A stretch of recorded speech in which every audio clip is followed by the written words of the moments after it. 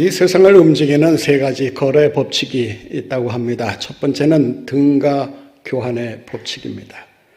등가 교환이라고 하는 것은 동일한 가치를 지닌 것끼리 서로 교환하는 것을 말합니다.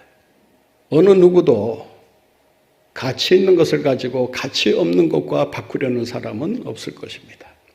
위대한 교환이라고 하는 것은 가장 보잘것없는 것과 가장 위대한 가치를 지닌 것과 서로 맞교환할 때 그 교환을 가리켜 위대한 교환이라 부를 수가 있습니다.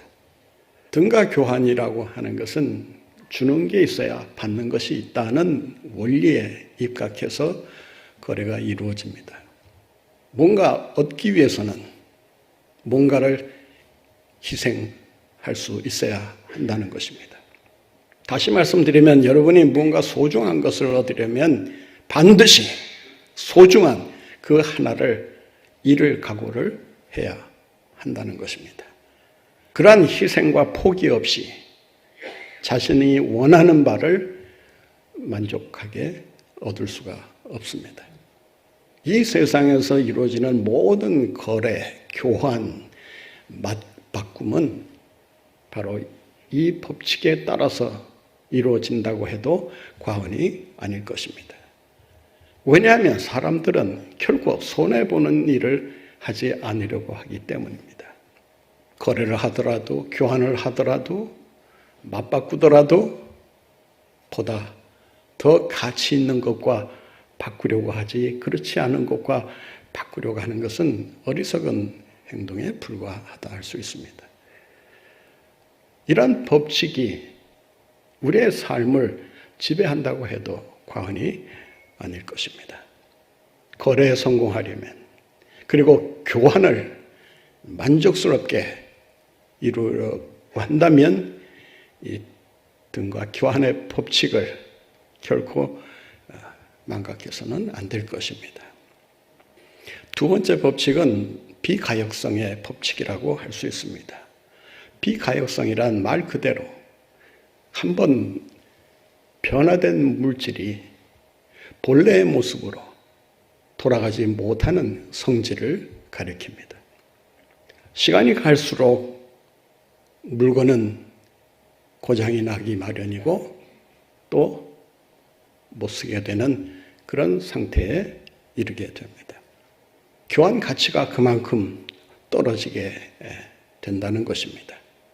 결국에 가서 이 비가역성의 원리에 따르면 쓰다가 고장을 고쳐서 쓰기도 하고 개조해서 쓰기도 하지만 결국은 쓰레기처럼 버릴 수밖에 없다는 것입니다. 세 번째 법칙은 최소 기준의 법칙이라고 할 수 있습니다.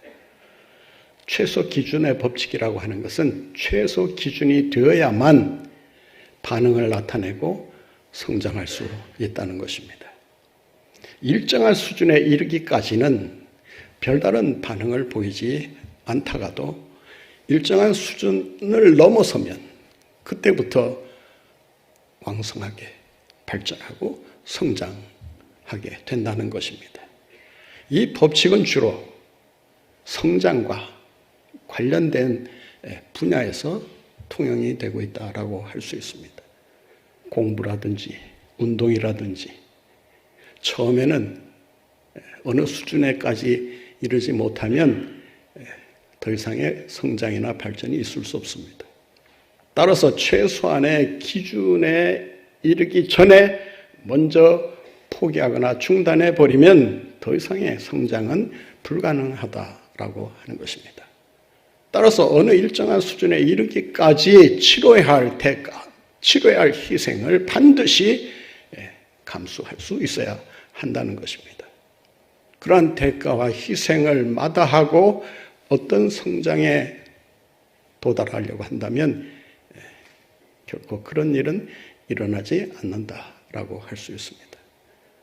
이 세상에서 이루어지는 모든 거래, 교환은 이 세 가지 법칙을 벗어날 수가 없습니다. 어느 것 하나에 다 걸리게 마련입니다. 그런데 이 세 가지의 법칙을 넘어서는 초라는 하나의 법칙이 있습니다. 이 법칙은 세상에서 통용되는 법칙이 아니라 영의 세계에서 통용되는 법칙입니다. 이 법칙을 가리켜 전가의 법칙이라 부를 수 있습니다. 임퓨테이션 프린시플은 자기가 감당해야 될 그 책임과 그 손해를 누군가에게, 다른 사람에게 떠넘기는 것을 가리킵니다. 전가라는 말 그대로 누군가에게 잘못을 떠넘기고 손해를 떠넘기고 죄값을 떠넘기는 것입니다. 이러한 전가의 법칙은 앞서 말씀드린 세 가지 법칙에는 다 해당이 되질 않습니다. 이 전가의 법칙을 사람이 사용하느냐, 하나님이 사용하느냐, 여기에 따라서 그 전가의 법칙이 180도 달라지게 됩니다. 사람들은 자기가 져야 될 책임을 스스로 지려고 하지 않고 그 책임감에 대한 부담으로 인해서 그 책임을 질 수 있는 희생양을 찾게 됩니다. 특히 권력가들이 이 법칙을 가장 잘 활용한다고 말할 수 있을 것입니다. 아무리 잘못해도 권력가는 잘못했다는 말을 하지 않습니다. 잘못했다고 하는 말을 하는 순간 책임이 따르기 때문에 아무리 잘못해도 스스로 잘못했다고 하는 말을 하기보다 그 책임을 질 수 있는 희생양을 먼저 고르게 됩니다. 비서가 되었든 장관이 되었든 공무원이 되었든 그 책임을 지고 죄값을 받을 수 있는 그런 재물을 택해서 전가를 시킵니다. 그런데 하나님께서 하시는 전가는 세상 사람들이 하는 책임을 전가하는 것하고는 전혀 다른 방법을 사용하십니다. 오늘 본문 말씀에 보면 하나님께서 우리의 모든 죄값을 예수 그리스도에게로 전가시키고 예수 그리스도가 가지고 계시는 하나님의 의를 우리에게 전가시켜 주신다라고 하는 것입니다. 이 교환이 십자가에서 이루어지고 있다는 것입니다. 이것이 신비적인 교환이요, 위대한 맞바꿈이라고 할 수 있습니다. 이 손해가 왜 위대한가? 우리의 유익을 위해서 하나님이 전적으로 우리가 감당해야 될 모든 손해를, 죄값을, 저주를, 정죄를 다 맡아 주셨다는 것입니다. 본말씀 21절을 한번 같이 보겠습니다. 하나님이 죄를 알지도 못하신 이를 누구를 가리킵니까? 예수 그리스도를 가리킵니다. 죄를 알지도 못하시는 분, 흠과 점이 없는 완벽하신 예수 그리스도께서 어떤 일을 하셨느냐? 우리를 대신하여 죄를 삼으셨다. 여러분 한번 생각해 보세요. 죄가 없는데 누군가의 죄를 여러분에게 뒤집어 씌운다? 그 죄값을 여러분에게 묻는다? 남이 지불해야 될 손해를 여러분이 감당해야 된다? 그런 일이 발생한다면 아마 길길이 뛰면서 나는 못하겠다고 아마 거절 의사를 분명히 하게 될 것입니다. 예수님의 전가의 법칙은 손해나는 것은 다 예수님이 가져가 주시고 우리에게 유익되는 것을 다 교환해서 바꾸어 주신다고 하는 것입니다. 이 은혜가 있어 우리가 예수님을 구주로 영접하게 되고 하나님의 자녀가 되어 예수 믿는 사람으로 살아가게 된 줄로 믿습니다.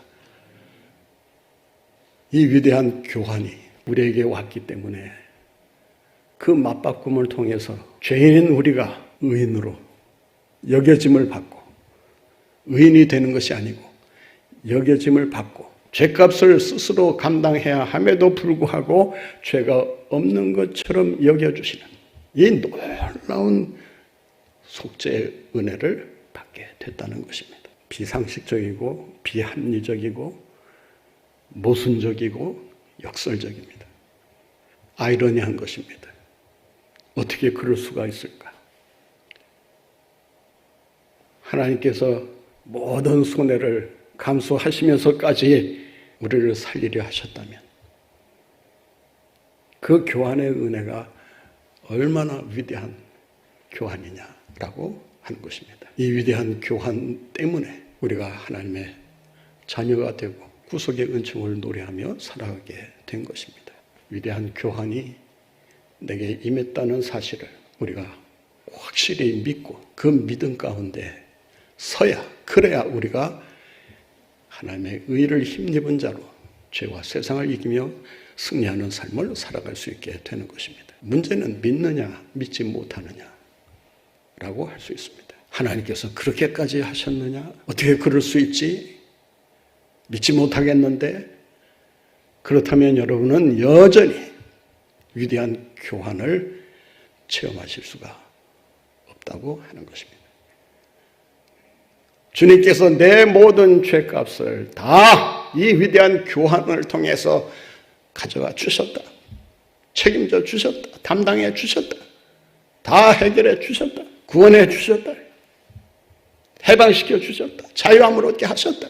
사망에서 영생으로 옮겨 주셨다. 그래도 아멘이 잘 안 되시는가 본데 여러분, 우리 예수님께서 친히 십자가를 통해 이 위대한 교환을 가지고 우리의 구원을 이루어 주셨다는 것을 믿고 확신하며 감사하며 살아가시는 여러분들 모두가 되시기를 바랍니다. 믿어야 됩니다. 하나님의 의는 우리가 어떻게 확인할 수 있습니까? 믿음으로 확인하게 됩니다. 믿음으로 말미암아 어떻게 된다고요? 의롭다 함을 받았느니라.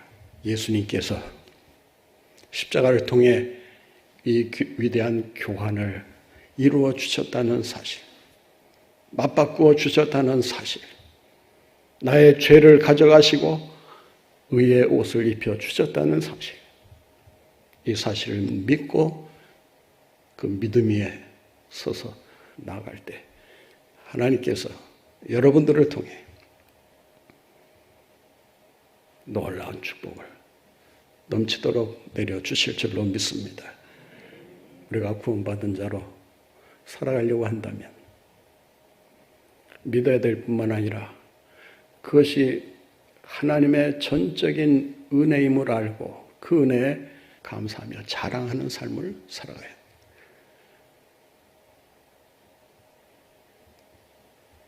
십자가를 자랑한다고 하는 것은 십자가를 통해 우리에게 나타내 보여주신 그 은혜의 역사를 찬양하고 자랑하는 것입니다. 내 의로 구원받은 것이 아니지 않습니까? 그런데 많은 사람들이 스스로 자기 의를 가지고 구원받을 수 있다고 큰 소리칩니다.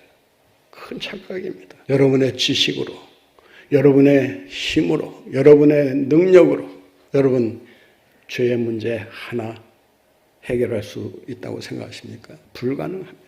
죄값은 오직 예수 그리스도의 피로 씻음받게 되는 줄로 믿습니다. 그 은혜 없이 우리는 결코 하나님의 구원을 체험할 수가 없다고 하는 것입니다. 높은 자리에 오르면 죄값이 감해지고 덜해집니까? 돈을 많이 벌면 자신의 죄값을 그 돈으로 해결할 수 있다고 생각하십니까? 우리의 죄의 문제는, 심판의 문제는, 저주의 문제는, 형벌의 문제는 오직 예수 그리스도의 십자가 은혜로만 해결되는 줄로 믿습니다.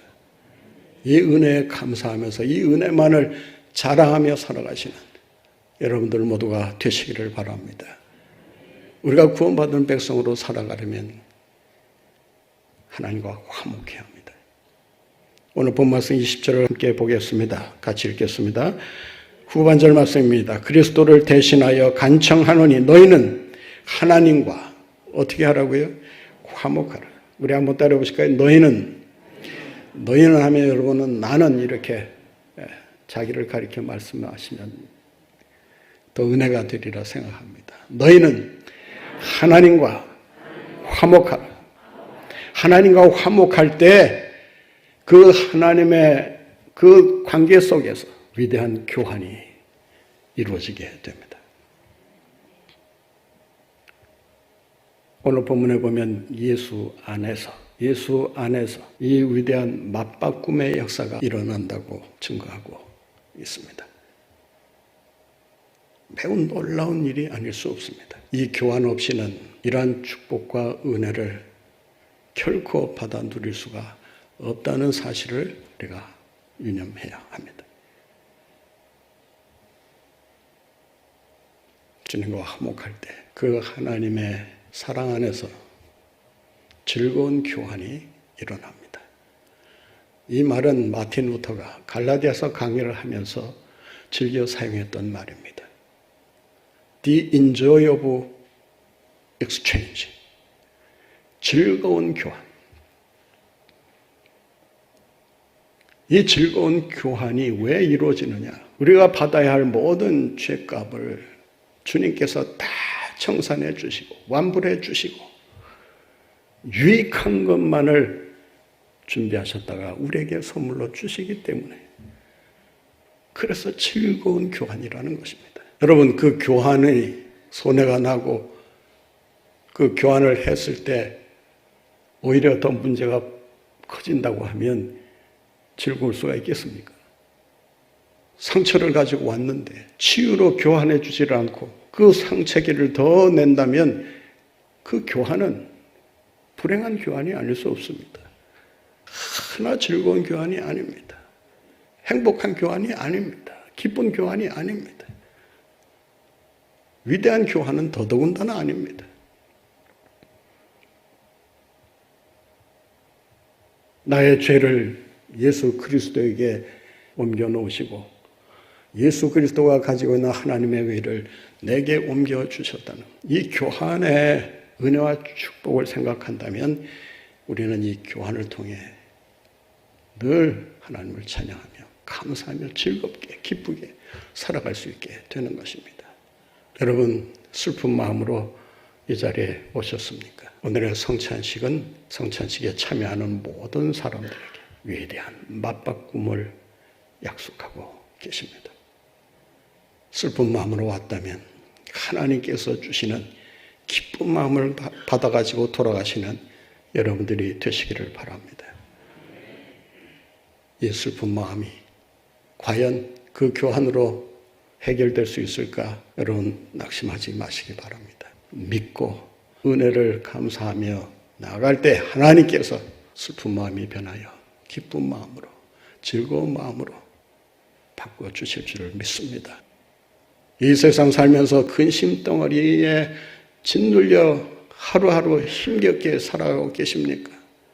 아직도 그 근심 덩어리가 떠나지 아니하고 여러분의 삶을 괴롭히고 있습니까? 근심 덩어리 다 성찬상 앞에 십자가 앞에 예수 앞에 다 내려놓으시고 안심 덩어리를 받아가지고 돌아가시는 여러분들이 되시기를 바랍니다. 소의 안심이 아니라 마음의 안심을 회복해야 합니다. 지금까지 살아오면서 여러분의 마음에 켜켜이 쌓여있는 감정의 쓰레기들, 시기, 질투, 미움, 분노, 여러분 그거 가지고 어디다 써먹으려고 하십니까? 성찬상 앞에 내려놓으시고 하나님께서 가져가시도록 해결해 주시도록 다 던져버리고 주님이 교환해 주시는 위로와 평안의 은총을 힘입는 여러분들 모두가 되시기를 바랍니다.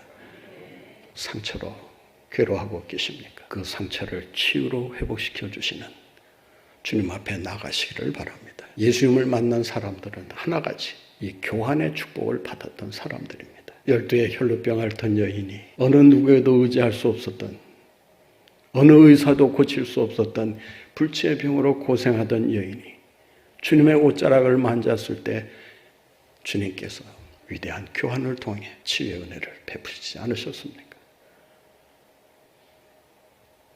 오늘 우리는 예수 그리스도를 통해 우리에게 보여주신, 그리고 친히 예수님께서 역사해 주신 그 교환 때문에, 그 맞바꿈 때문에 우리가 은혜 받은 백성으로 이 자리에 와 있다는 것을 기억하시고, 그 은혜 때문에 우리가 성찬식에 참여할 수 있게 되었다는 것을 잊지 마시고,